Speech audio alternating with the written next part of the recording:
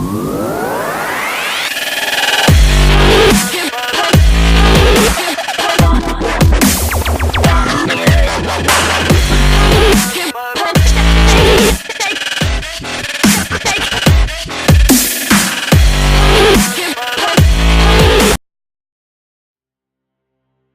the first exercise, what we have is our vertical unilateral Smith machine leg press.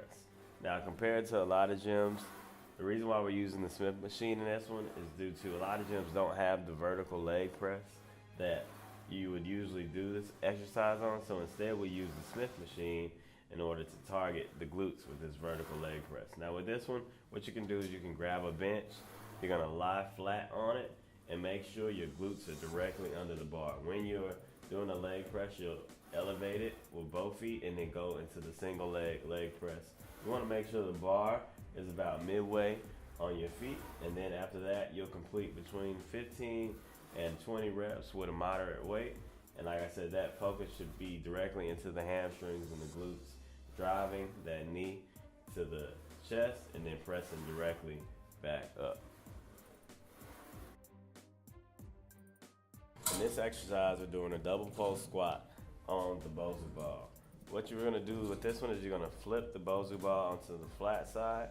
Now remember, this is an advanced movement, so if you can't balance on the flat side, you can flip it back onto the normal side and do the stability squat on the blue side. But in regards to this exercise, like I said, we're gonna make it where you flip it onto the flat side and you're gonna squat down and do the double post, holding both of the cables when you're doing this. Now, like I said, this is a stability exercise. So what you're doing is you're focusing on squeezing that core while not only using the legs in motion on this exercise.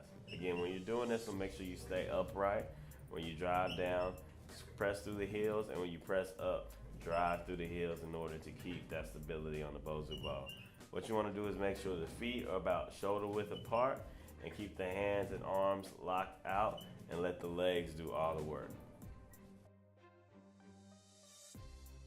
On the next exercise, we have the lateral step over with the squat. Now this exercise, you're using the cable machine for resistance and you're stepping over side to side, keeping one foot on the stepper at all times. Now once you shift from one side to the other, you're gonna step out with about a shoulder width stance, if not a little bit wider, and squat. Again, when you do this one, try not to let the cable machine pull you forward. You wanna stay again in the upright position, keeping the shoulders up and pressing through those heels once you step from side to side and engaging those glutes, shooting the glutes back and keeping the shoulders straight up and down. Like I said, again, try to keep those arms slightly locked out when you step over so you don't use too much upper body movement in it, and let the legs control the movement. Here we have our elevated wide stance sumo squat. With this one, again, we're using the cable machine in order to create a resistance so you'll be able to go a little bit deeper than a normal squat when you're standing on the floor. With this one, you want to make sure with the foot stance your toes are out and you keep your knees aligned with your toes when you go down into the squat position.